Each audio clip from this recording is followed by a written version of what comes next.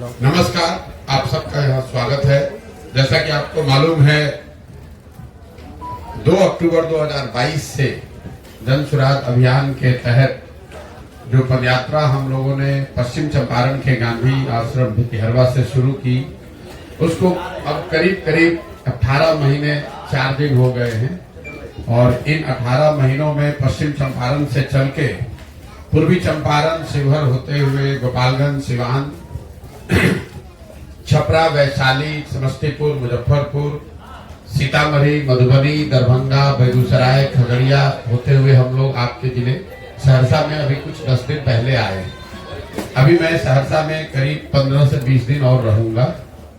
पदयात्रा का जो स्वरूप है आप देखते हैं, हम लोग का प्रयास होता है कि गांव-गांव जाएं और मैं और मेरे साथ जो पदयात्री हैं, तो प्रयास ये होगा कि कम से कम 90% गांवों में जरूर हम लोग व्यक्तिगत तौर पर वहां पहुंचकर लोगों से मिले, उनकी समस्याओं के बारे में जाने, उसका अध्ययन करें, उनको जन सुराज के बारे में बताएं। पदयात्रा के जो 3 मुख्य उद्देश्य हैं, वो पहला उद्देश्य ये है कि बिहार, मेरी अपनी जो 15-20 वर्ष की राजनीतिक सामाजिक समझ है, पहले संयुक्त राष्ट्र संघ में, फिर 10 वर्ष राजनीति के क्षेत्र में, मेरा जो अध्ययन है बिहार को लेकर या समझ है, उसके अनुसार बिहार की जो बदहाली, बर्बादी, गरीबी का कारण है, वो उसकी मूल वजह ये है कि यहाँ पर एक तरह से पिछले 30-40 वर्षों से राजनीतिक बंधुआ मजदूरी बन गई है। जैसे देश में पहले गुलामी होती थी,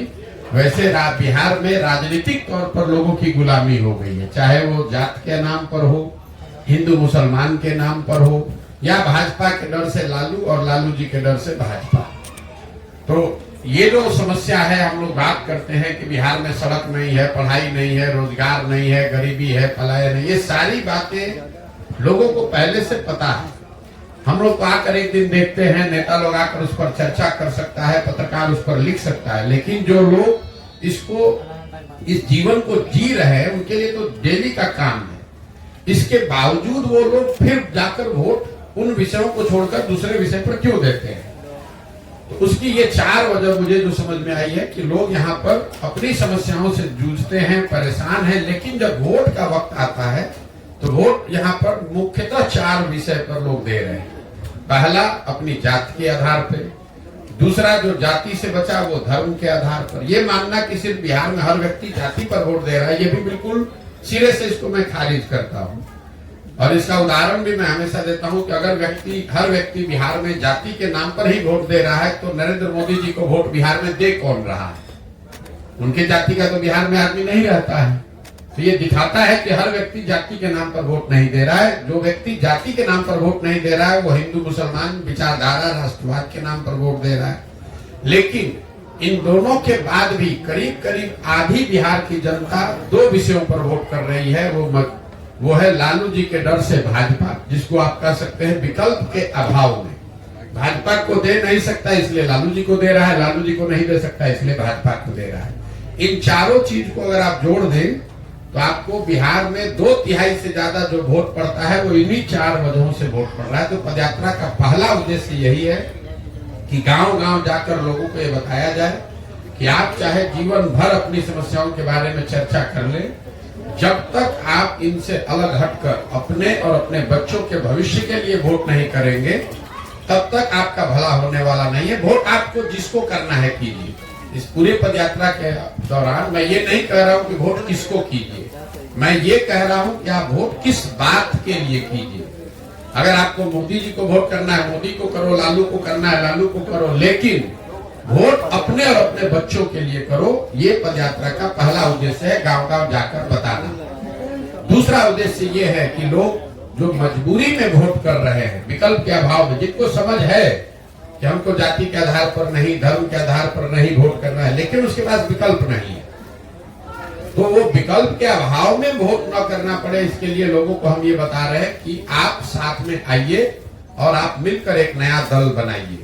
कई लोगों को ये लगता है मेरे नजरिए से कि पहले नेताओं की, दलों की मदद करते थे, अब बिहार में ये क्या नया काम कर रहे हैं। तो मैं आपके जरिए से आपको और आपके दर्शकों को, बिहार की जनता को बताना चाह रहा हूं कि मैं नया काम कुछ नहीं कर रहा हूं। जो काम हम पहले कर रहे थे वही काम कर रहे हैं। पहले मैं नेताओं को, दलों को सुझाव देता था कि किस तरीके से अपने संगठन को, दल को व्यवस्थित कीजिए, कैसे आप किन मुद्दों को लेकर जनता के बीच में जाइए, कैसे प्रचार प्रसार कीजिए, कैसे चुनाव लड़िए, जीतिए। वही काम हम आज कर रहे हैं। फर्क बस इतना है कि पहले दल और नेता के लिए कर रहे थे, अब बिहार के समाज के लिए कर रहे हैं।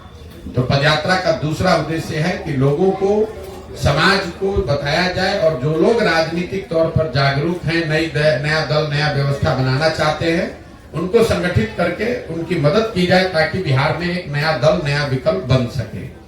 और तीसरा पदयात्रा का जो उद्देश्य है कि अगर लोग सही तरीके से वोट कर भी दें, सही लोग चुनकर आ भी जाएं, तो भी बिहार तब तक नहीं सुधरेगा जब तक बिहार को सुधारने का एक नजरिया, एक प्लान, सोचा समझा विजन ना हो।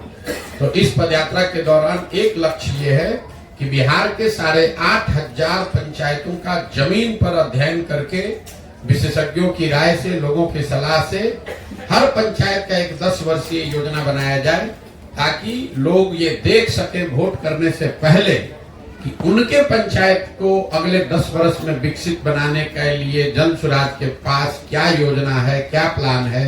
उस योजना को बनाकर पहले जारी करेंगे, लोग उसको देख पाएंगे, पढ़ पाएंगे, उनको ठीक लगेगा तो जुड़िए, ना ठीक लगे तो कोई बात नहीं है। तो पदयात्रा में जो इतना लंबा समय लग रहा है वो इसीलिए लग रहा है कि ये सिर्फ किलोमीटर चलने का मुद्दा नहीं है। ऐसा नहीं है कि मुझको इसको साल भर में करना है कि 2 साल में करना है, 3000 किलोमीटर चलना है कि 8000 किलोमीटर चलना है, कोई चीज निश्चित नहीं है। एक चीज निश्चित है कि बिहार के हर गांव, हर शहर, हर प्रखंड पंचायत तक पहुंचना है। दूसरा चीज निश्चित है कि इन 3 लक्ष्यों की प्राप्ति के लिए गांव गांव जाकर लोगों को जन जागरण के हिसाब से उनको बताना है कि आप अपने और अपने बच्चों के लिए वोट कीजिए। अगर आप नया दल विकल्प बनाना चाहते हैं तो नया दल और विकल्प बनाइए। और तीसरा, हर पंचायत के लिए एक योजना बने। इस पंचायत की योजना में वहां की स्थानीय समस्याओं का जिक्र हम लोग करते हैं, कैसे उस समस्या का निपटारा होगा ये बताते हैं। लेकिन साथ साथ हर पंचायत की योजना में 3 बात जरूर बनाई जा रही है। पहला, कि पंचायत के स्तर पर लोगों के बच्चों के पढ़ने की व्यवस्था अच्छी कैसे की जाएगी। दूसरा, हर पंचायत में 800 से 1200 नए रोजगार के अवसर कैसे पैदा किए जाएंगे। ये आंकड़ा 800 से 1200 इसलिए है कि एक अध्ययन करके हम लोगों ने पाया कि अगर पंचायत के स्तर पर 800 से 1200 नए रोजगार के अवसर पैदा कर दिए जाएं, तो करीब करीब पलायन को यहाँ से रोका जा सकता है। और तीसरा, हर पंचायत में जो खेती अभी हो रही है वो खेती जो खाने वाली खेती है, इसको कमाने वाली खेती में कैसे तब्दील किया जाए, कैसे लोगों को खेती से आमदनी हो। क्योंकि बिहार में आज जो खेती होती है ये खाने वाली खेती है। बोलचाल की भाषा में आपने सुना होगा, लोग कहते हैं कि अभी पंजाब से यहाँ लौट कर आए हैं खेती करने के लिए, कमाने के लिए लुधियाना जाएंगे, कोयम्बटूर जाएंगे। तो लोगों के दिमाग में जो खेती को लेकर नजरिया है कि खेती खाने का जरिया है, इससे अनाज पैदा करो ताकि अपना और अपने बाल बच्चे परिवार का पेट बढ़ता रहे। कमाने के लिए लोग मजदूरी करने जाते हैं। तो ये योजना बनाने का प्रयास कि बिहार में जो खेती करने वाले लोग हैं उनके लिए खेती कमाने का जरिया कैसे हो, ये एक लक्ष्य है।